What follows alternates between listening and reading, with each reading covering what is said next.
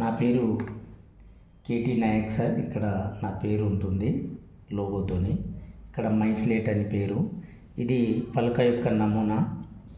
పలక ఇది పిల్లల దృష్టితో చూసినప్పుడు ఆనందాన్ని కలిగించి వారు నేర్చుకోవడానికి సపోర్ట్ చేసేది.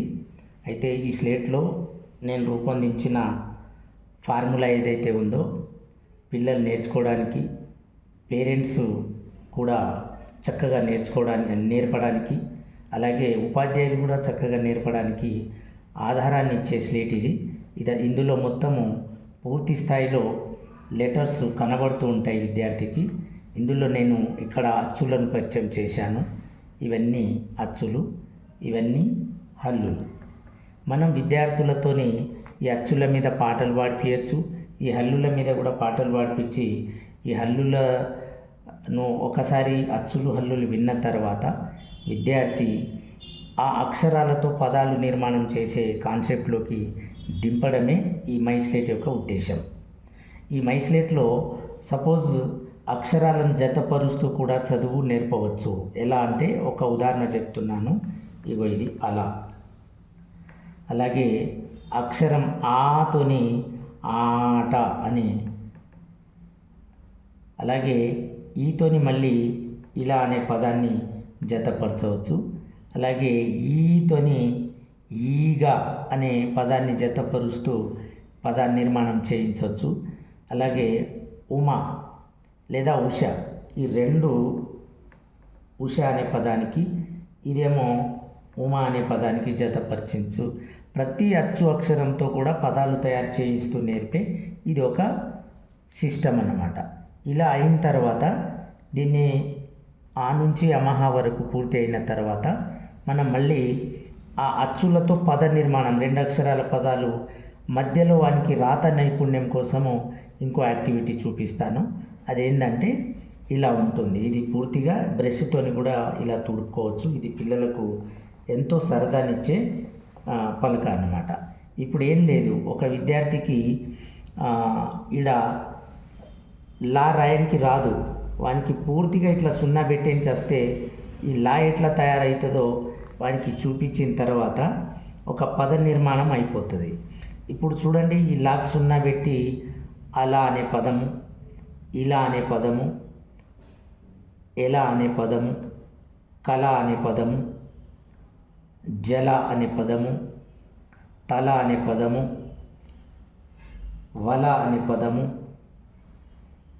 అలాగే సలసల అని సల అనే పదము, ఇలా బోలెడన్ని పదాలను ఈ జతపరుస్తూ నేర్పించవచ్చు. ఈ అలా అనే పదాన్ని ఫొనెటిక్లో చూపించినప్పుడు ఏను, అలాగే ఈ లాను ఎల్ఏ అని చెప్పి ఈ అలా అనే పదము ఫొనెటిక్లో కూడా తెలుగులో శబ్దాన్ని ఆంగ్ల లెటర్లు చదివించడానికి స్కోప్ ఉంటుంది. ఒకటే కృత్యం ద్వారా, ఒకటే నేర్పించే కాన్సెప్ట్ ద్వారా ఇటు తెలుగును అటు ఆంగ్లం చదివే అవకాశాన్ని కూడా దీన్ని అవకాశంగా వాడుకోవచ్చు. అయితే ప్రతి పిల్లవాడికి ఇది ఒక ఆనందదాయకంగా ఉపయోగపడే స్లేట్. ఇలా ఒక అక్షరంతో ఎన్నో పదాలు ఆ విద్యార్థి చేస్తాడు. తర్వాత వానికి రాలేదు అనుకోండి, సపోజ్ వానికి సున్నా పెట్టడానికి వచ్చింది, ఇక్కడ ఈ సున్నాలో ఆ, ఈ సున్నాతో లా, అలా అనే పదాన్ని రాసిండు, ఇంకా 2 సున్నాలు పెడతాడు. ఇది 2 లెటర్లతో ఏర్పడే పద నిర్మాణమే మేము చెప్పాను కనుక అవే చేస్తున్నాడు. ఇప్పుడు ఆ, ఇది రా, అరా అనే పదం అయింది. సున్నాలోనే ఇవన్నీ చేయించవచ్చు విద్యార్థితోని. మళ్ళీ ఆ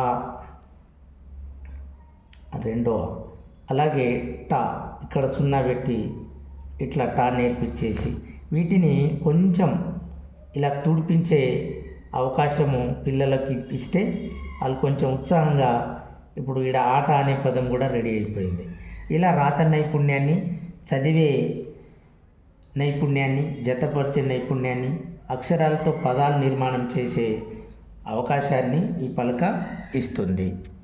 మధ్యలో ఏ లెటర్ తీసుకొని వచ్చినా బోల్డ్ అనే పదాలను తయారు చేయవచ్చు. దీన్ని ఎక్కువగా వాడగలిగితే తక్కువ రోజుల్లో విద్యార్థి నేర్చుకుంటాడు, మళ్ళీ గుర్తుపెట్టుకుంటాడు. ఈ అలా అనే పదము ఆంగ్లంలో ఎక్కడెక్కడ ఉంది అనేది ఫోనెటిక్లో ఇగో ALA అనే రూపంలో మనము ఆంగ్ల అక్షరాలలో కూడా విద్యార్థికి రీడింగ్ చేపించవచ్చు, పరిచయం కూడా చేయవచ్చు. అలాగే అరా అనే పదం కూడా చూపెట్టవచ్చు. RA రా. ఇట్లా మెల్లగా ఒక కృత్యం ద్వారా ప్రతి విద్యార్థికి నేర్చుకునే అవకాశాన్ని ఈ స్లేట్ ఇస్తుంది.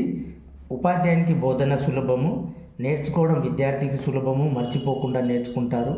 ఇది చైల్డ్ సెంట్రిక్ బోధన విధానం అని దీనికి మనము పేరు చెప్పవచ్చు. విద్యార్థి ఆహ్లాదకరంగా, ఆనందంగా తనకు తాను కొన్ని రోజులు మనము చదివించగలుగుతాము, అక్షర పరిచయము, అక్షరాభ్యాసం చేయిస్తాము.